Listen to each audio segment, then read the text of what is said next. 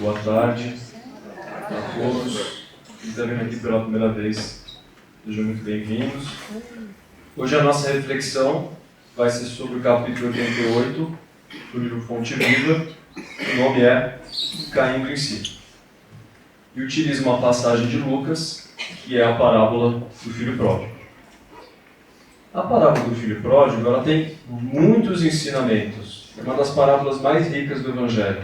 Tem muitas mensagens, todos os personagens dela. Mas o que Emmanuel vai focalizar é aquele momento em que um dos filhos cai em si. O que aconteceu? Imagina a seguinte situação: você tem um pai, tem dois filhos, portanto são dois herdeiros, certo? O mais novo fala: olha, eu gostaria de pedir a minha parte da herança e gostaria que fosse adiantada. E o pai atende ao pedido, recebe a parte da herança e ele vai para um local muito distante. Ele fez bom uso da herança? Não. Aí ele começa a gastar, dilapidar o patrimônio, com questões de sensualidade, com questões de cunho inferior, até que acontece, perde aquele patrimônio. E ele se vê numa situação muito difícil, porque ele tinha que comer, e aí o local onde ele está, ele começa a passar fome. E aí tem um dado momento em que ele começa a ter que mendigar, e nesse momento ele cai em si. Ele fala: o que fiz eu da minha vida? Né? Os jornaleiros, aqueles servos que trabalhavam na casa de meu pai, têm uma condição tão boa. O que eu fiz da minha vida? E nesse momento ele cai em si. Então, quando a gente escuta a palavra cair em si, é aquele momento de resolução. Sabe aquele momento que você está passando por uma situação e de repente respira fundo e fala: poxa vida, agora eu entendo. Agora eu entendo tudo o que está acontecendo. O Kierkegaard, que é um filósofo, ele fala o seguinte: o pior não é estar perdido. O pior é não saber que está perdido. Porque estar perdido é uma coisa. Agora, não saber que você está perdido é muito pior. E aí vem essa consideração. E Emmanuel vai trazer com muita habilidade exemplos do Evangelho que caíram em si. Ele vai começar com Judas. Até hoje tem a malhação de Judas que é feita. Mas a doutrina espírita revela que Judas foi um espírito que teve uma atitude genuína quando quis preparar o reino para o Cristo. Porque naquela época eles não acreditavam que o Messias seria não violento, gentil, simples. O Messias era o Senhor dos Exércitos, ele que ia vencer o jugo romano. E ele olhava, sabia que ele era o Messias, mas como que ele não conseguia ter força? Então Judas tentou preparar esse aparato bélico. Quando ele caiu em si, ele viu que na verdade o que ele fez foi entregar o próprio Cristo. Ele acaba espiando isso de uma maneira muito delicada, mas segundo Divaldo Franco, ele vem a reencarnar como Joana d'Arc. Então Judas depois espia isso, esse processo, como Joana d'Arc, que já é um espírito muito evoluído e que Humberto de Campos, numa psicografia, fala que ele fica um pouco chateado no dia da malhação de Judas. Já se passaram tantos milênios, continuou malhando Judas. Ninguém parou para pensar que ele já conseguiu transformar espiritualmente. Ele conseguiu. Aí ele traz outro exemplo também: Maria Madalena, alguns, Maria Magdala. Talvez um dos maiores exemplos de transformação que a gente já viu em uma encarnação. Porque ela estava acostumada com tudo de luxo, de beleza. Muitos falam que ela tinha, de fato, uma vida até profissional nesse sentido. E ela estava acostumada àquilo que o mundo dá de mais luxo. Ela estava acostumada. Até que um belo dia, ela escuta uma pregação do Cristo. E aquela palavra, aquela música, aquele som, penetra no coração dela de uma forma que ela não conseguia mais ser a mesma. Que melodia é essa que eu nunca ouvi e que supera todas as melodias e todos os luxos do mundo? E ela não consegue deixar de seguir essa melodia. Maria de Magdala cai em si. Aí ela passa a olhar dele de uma forma diferente. E não basta cair em si. Como eu disse, é preciso saber que você está perdido. A partir disso vem uma tomada de resolução. E agora? O que eu devo fazer? É um dos maiores exemplos, né, que acaba seguindo o Evangelho e tudo mais. Pedro negou Cristo. Quando ele viu aquela situação, entendeu o que aconteceu, ele caiu em si. E passa realmente a se tornar Pedro a rocha. E tem muitos outros exemplos, como a gente pode trazer São Francisco de Assis, a gente pode trazer Santo Agostinho, que disse: tarde vos amei, ó beleza antiga. Quando ele entende o que significa isso. Mas o convite do Emmanuel é para nós. Né? Quando que a gente vai conseguir cair em si? E o que significa esse cair em si? É isso que ele está querendo trazer para o nosso interior. Porque esse é o processo de despertar. E não é um despertar das questões materiais. É um despertar do espírito. É isso que precisa ser compreendido, o que significa esse cair em si, para que não chegue do outro lado, no nosso momento de desencarne, e falar: o que eu fiz com o tempo que foi concedido, o que eu fiz com os meus talentos, como a parábola dos talentos. É disso que se trata. Então a gente olha no espelho da vida e se questiona as nossas atitudes, a partir de uma consciência mais elevada. Esse é o ponto do cair em si. E um dos exemplos que eu acho que é mais emblemático para trazer, na verdade, ele é um exemplo que dá para trazer uma aula inteira. Esse também. Paulo de Tarso também. Pode até chegar lá depois. É o exemplo de Jesus Gonçalves. Então, Jesus Gonçalves nasceu em Bolívia em 1902. Ele nasce numa família muito pobre, nasce numa situação bem difícil, e em 1905 desencarna a mãe dele, fruto de um tumor maligno. Pouco tempo depois, o pai dele desencarna também.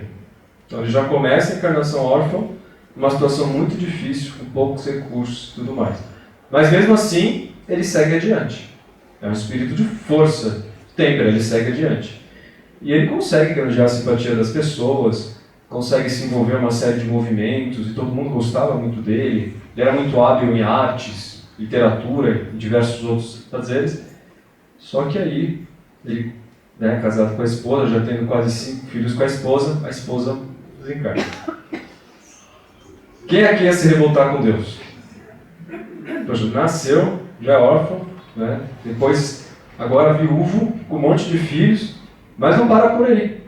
Com 27 anos de idade, ele começa a perceber algumas erupções no rosto, que não era normal. E quando ele vai ao médico, o diagnóstico: lepra. 27 anos de idade. E naquele momento, não tinha discussão. Você está falando de 1900. Você não tinha tratamento. Você tinha que ficar isolado. Você era um impuro. Então o espírito passou por uma situação difícil. E aí a gente se pergunta: Deus é justo?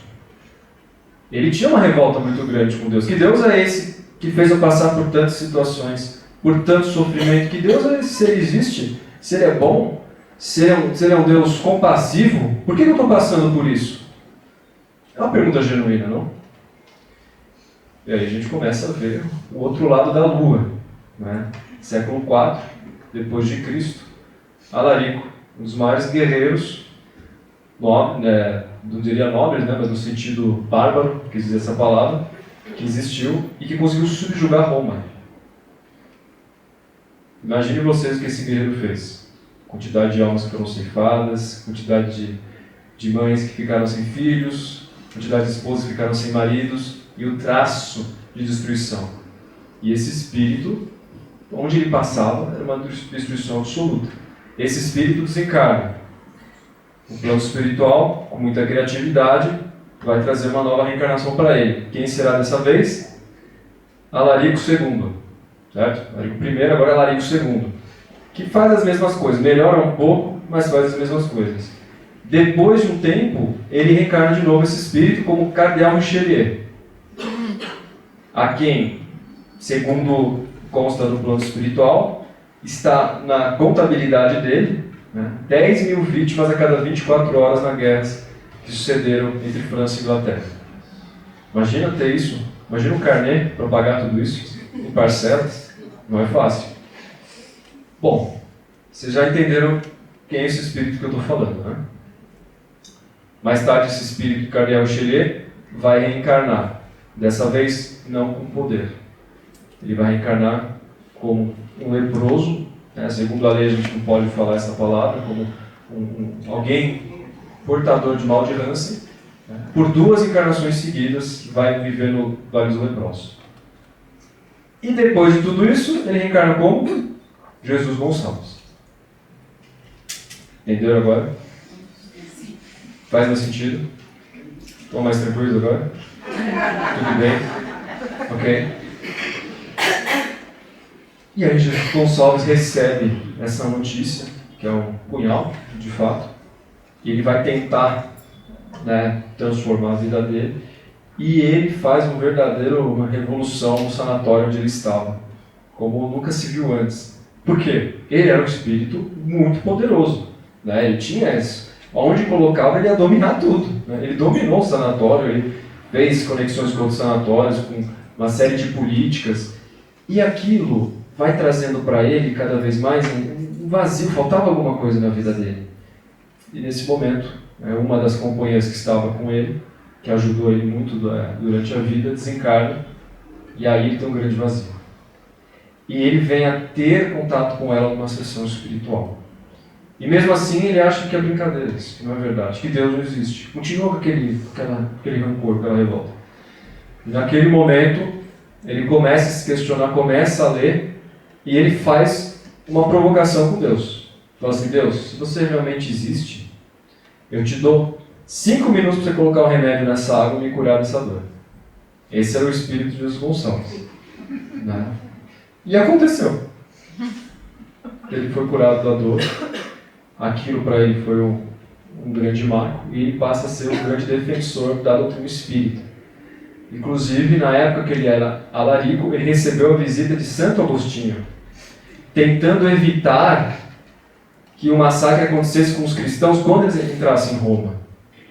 E aconteceu uma coisa muito curiosa. De repente, quando eles viram, né, eles invadiram Roma, os ateus e os pagãos vendo aquilo, que eles estavam poupando as igrejas. E aí, ateu se converteu na hora como cristão, né? E o pagão virou cristão na hora também. Simplesmente, ele poupou as igrejas, pouparam os cristãos. E mais tarde, o mentor desse centro espírita, que depois o Jesus Gonçalves vai abrir, é Santo Agostinho. Nunca deixou de acompanhar ele nessa trajetória. Aí ele caiu em si.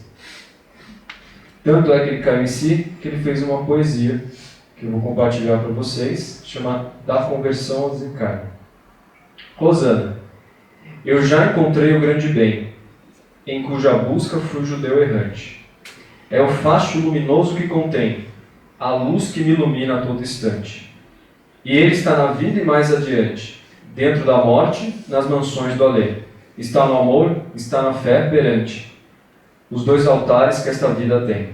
Pois nem a vida é sonho e a morte o nada. O amor é luz e a fé é o santo meio de tornar esta luta compensada.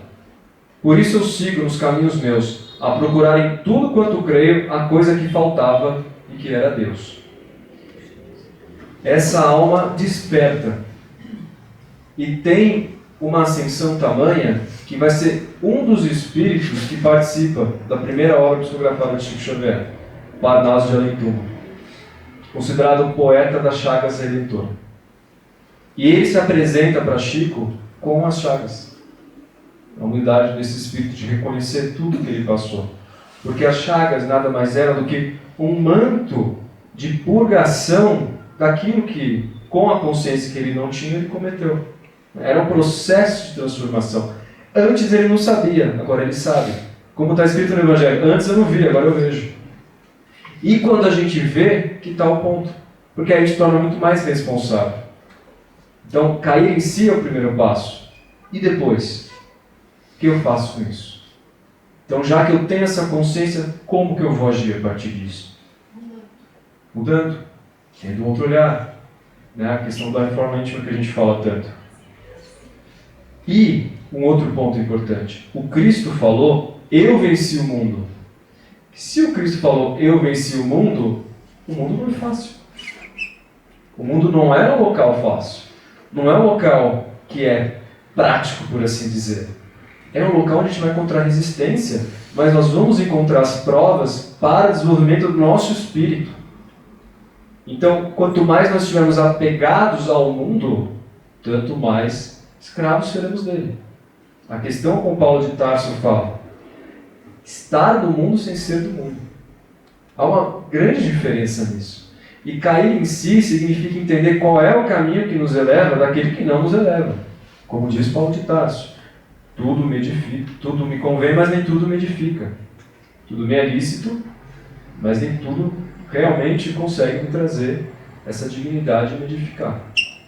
Então, é um movimento para que a gente possa pensar, se questionar o que de fato faz sentido nas nossas vidas, e a partir disso, esse cair em si, ele vira um processo de despertar.